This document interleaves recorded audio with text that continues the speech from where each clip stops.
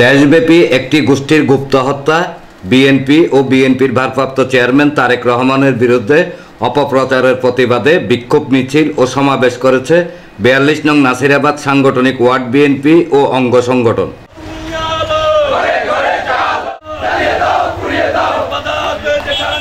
শনিবার বিকেলে ওয়ার্ডের খুলশি কলোনি থেকে বের হওয়া বিক্ষোভ মিছিলটি বিভিন্ন গুরুত্বপূর্ণ সড়ক প্রদক্ষিণ শেষে পলিটেকনিক এলাকায় এসে শেষ হয়।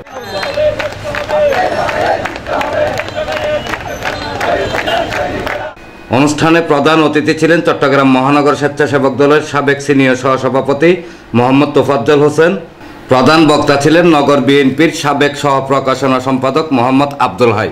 ওয়ার্ড বিএনপির আহ্বায়ক শায়েস্তাউল্লাহ চৌধুরীর সভাপতিত্বে এবং নগর স্বেচ্ছাসেবক দলের সদস্য আব্দুল মান্নানের সঞ্চালনায় অনুষ্ঠানে বিশেষ অতিথি ছিলেন নগর যুব দলের সাবেক সহসভাপতি এস.এম. আব্দুর রব, নগর ছাত্র দলের সদস্য ইঞ্জিনিয়ার কামরুল ইসলাম আকাশ।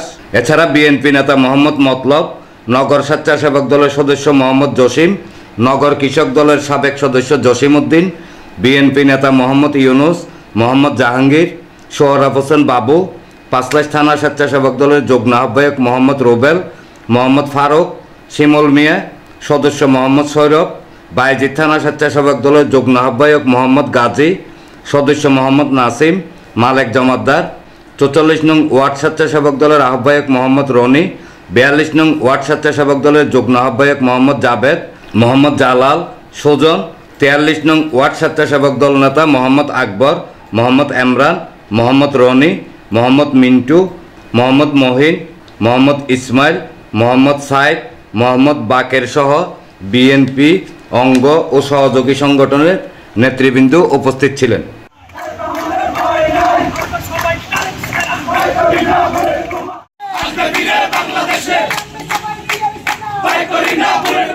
নব্য বিএনপিতে যারা যোগদান করে এলাকায় চাঁদাবাজি এবং সন্ত্রাস করে যাচ্ছে তাদেরকে আমরা জানিয়ে দিতে চাই, এটা যে কোনো প্রকার আমরা এটা প্রতিহত করবো ইনশাআল্লাহ। ষড়যন্ত্র আমরা রাজপথে থেকে মোকাবিলা করবো বন্ধুরা আমার। 17 বছর আওয়ামী লীগের শোষণের বিরুদ্ধে রাজপথে আন্দোলন করেছি বন্ধুরা আমার।